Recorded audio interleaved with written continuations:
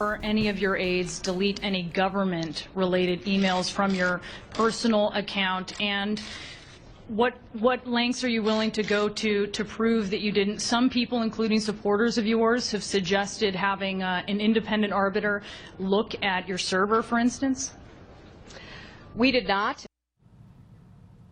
And because she said it, you have to believe it. Joining us now is Tom Fitton, president of Judicial Watch, author of the New York Times bestseller, The Corruption Chronicles, and executive producer of the documentary District of Corruption. Tom, you believe anything she said yesterday? I believe that she deleted emails. Of course, she didn't say that. She meant that after the fact. I believe that she thinks, I do believe her that she considers this material to be personal, and that she's telling investigators in the government to go jump in a lake if they want to find out what she deleted.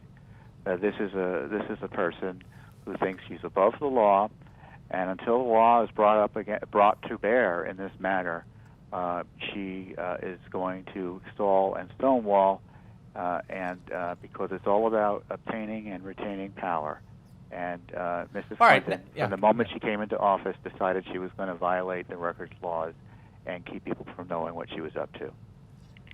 Yeah, I want to get to your FOIA requests in a second, but something very troubling that's come to light, reportedly that Cheryl Mills and Uma Abedin also had personal email accounts.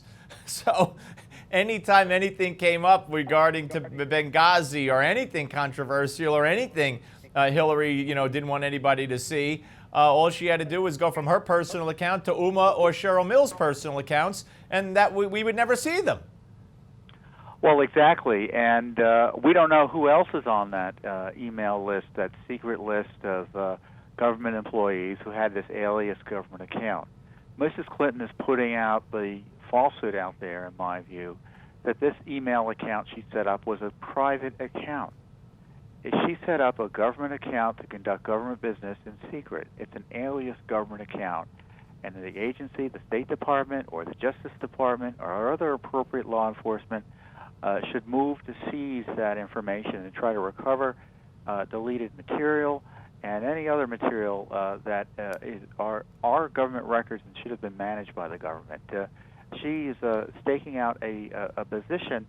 I mean, if you were a corporate leader and you were running, corporate Acme X, and you said to the government who was investigating you, "Well, I conducted all my business on my personal account. That's a personal account. I'm going to give you what I think might be really Acme X, but you can't get a subpoena because it has nothing to do with anything in the company." Obviously, that wouldn't fly. It shouldn't fly for Mrs. Clinton. All right, so let me ask you this. When it comes to the server as well, when she actually did say the server will remain private or remain with me, we could subpoena it, people could subpoena it. I don't know what power they have to actually take it. But do you believe that she kept the hard drives? I mean, why would she keep the hard drives at this point? No one asked her. She could still do it and not have lied about it because I don't believe she ever said they're still there. So do you believe she destroyed them?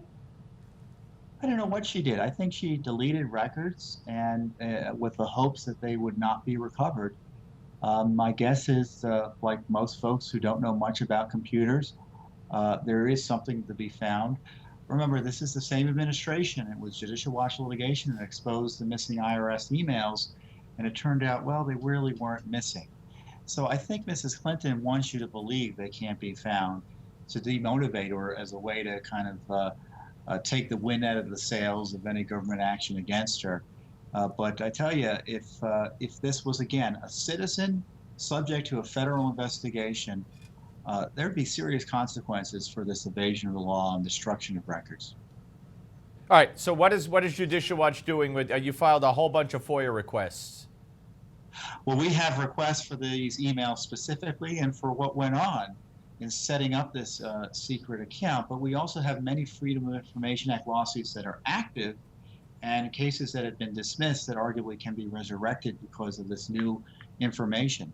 So we're going to be taking steps in court in various courts to try to get the courts involved and trying to get so that we are able to get access as we are entitled to under law.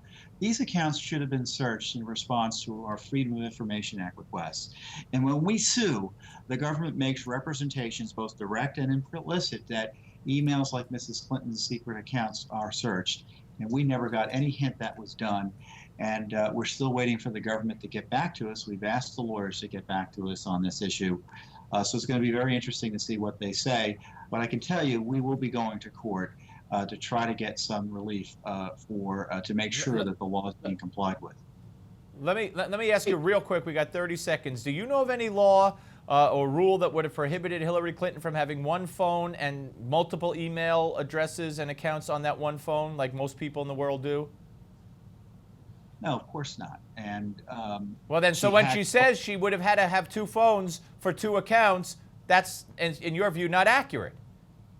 Of course, it's not accurate. And she didn't say she didn't have more than one phone. She said she set it up for convenience sake, and she submitted. And we heard she had an iPad, a mini pad. She was obsessed with those devices. Yeah, after the fact. Yeah. Hey, Tom, great talking to you, sir. Go ahead.